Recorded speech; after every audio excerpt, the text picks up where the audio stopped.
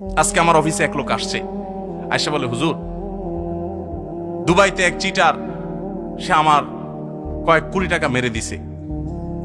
তো আমি তারে খুঁজতে গেছি দুবাইতে, তো সে আমাকে মক্কার মিকাত থেকে ভিডিও কল দিছে, দিয়া তার এহরাম পরা ভিডিও দেখাচ্ছে সে ওমরা করতে গেছে। অর্থাৎ বুঝাইতেছে তুমি আমার দুবাই খুঁজে লাভ নাই, চান্দু আমি মক্কায়।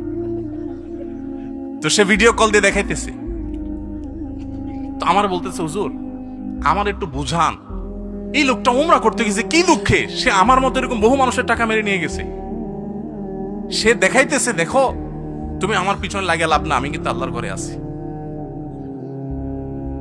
আমাদের চিটারি বাটপারি এই লেভেলে চলে গেছে যে হিতাহিত জ্ঞান পর্যন্ত হারিয়ে গেছে। ঘরে ঘরে সততার চর্চা করবে। সততার লাভ কি জানেন? নগদ লাভ হইল মানসিক শান্তি। যারা চোর এদের মানসিক শান্তি হয় না। ধরেন একজনের চুরি করে হাজি সাহেব হয়েছে, এখন সারা জীবন আকাম কুকাম করছে, এখন লাখ লাখ কোটি কোটি টাকার মালিক হয়ে গেছে। এখানে মাহফিল আয়েশা বলল, হুজুর সিফাত হাসান সাহেবের মাদ্রাসার জন্য আমি এত লাখ টাকা দিয়ে দিলাম, জানে মাহফিলের জন্য এত টাকা দিয়ে দিলাম, হুজুর আপনারও একটা হাদিয়া দিয়ে দিলাম।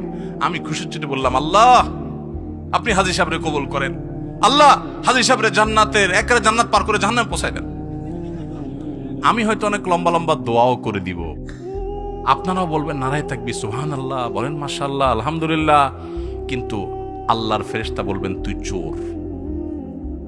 তুমি মানুষের চোখে ধুলো দিতে পারো, বাট তুমি দিন শেষে মানুষের রক্ত চুষে এই টাকা এনে এখানে ঢালছো, এটাতে মানুষকে খুশি করতে পারো, আল্লাহ খুশি হবেন না। আল্লাহ খুশি হবেন যখন এই টাকার মালিকের কাছে টাকা ফেরত দিবা।